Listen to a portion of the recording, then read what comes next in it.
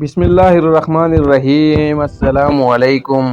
پرانے وقتوں کی بات ہے کہ ایک بادشاہ کے دربار میں ایک اجنبی حاضر ہوا اور بادشاہ سے نوکری کا طلبگار ہوا۔ بادشاہ نے جب اس کی قابلیت دریافت کی تو اس نے بتایا کہ وہ سیاسی، عربی میں سیاسی کا مطلب ہوتا ہے کہ فہم و تفہیم سی مسئلے کا حل نکالنے والا اور معاملہ فہم آدمی ہے۔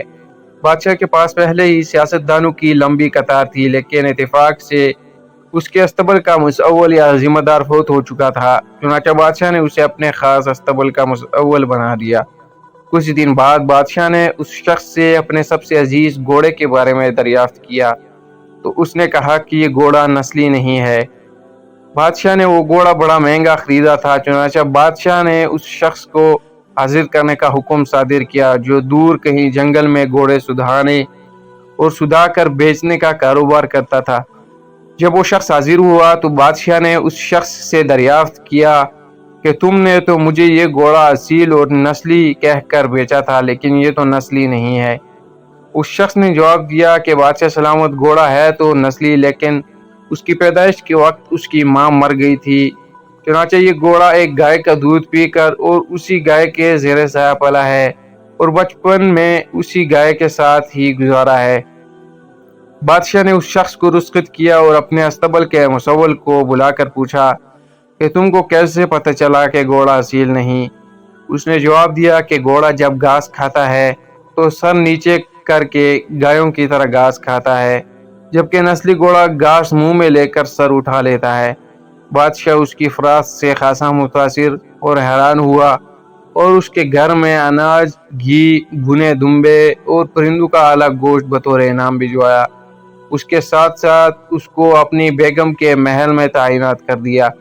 کچھ عرصہ گزرنے کے بعد اس نے اپنے مصاحب سے اپنی بیگم کے بارے میں رائے مانگی تو اس نے جواب دیا کہ اس کے طور اطوار تو ملکہ جیسے ہیں، لیکن شہزادی کسی بادشاہ کی بیٹی نہیں ہے۔ یہ سن کر بادشاہ کے پیروں تلے سے زمین نکل گئی، کیونکہ اس کی بیوی ایک بادشاہ کی بیٹی تھی۔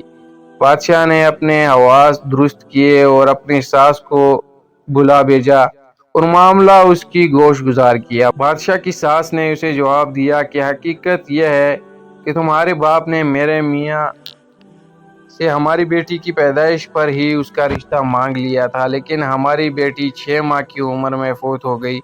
چنانچہ ہم نے تمہاری بادشاہت سے قریبی تعلقات قائم کرنے کے واسطے اس بچی کو اپنی بیٹی بنا لیا اور اس کی پرورش کر کے تمہارے ساتھ اس کی شادی کر دی۔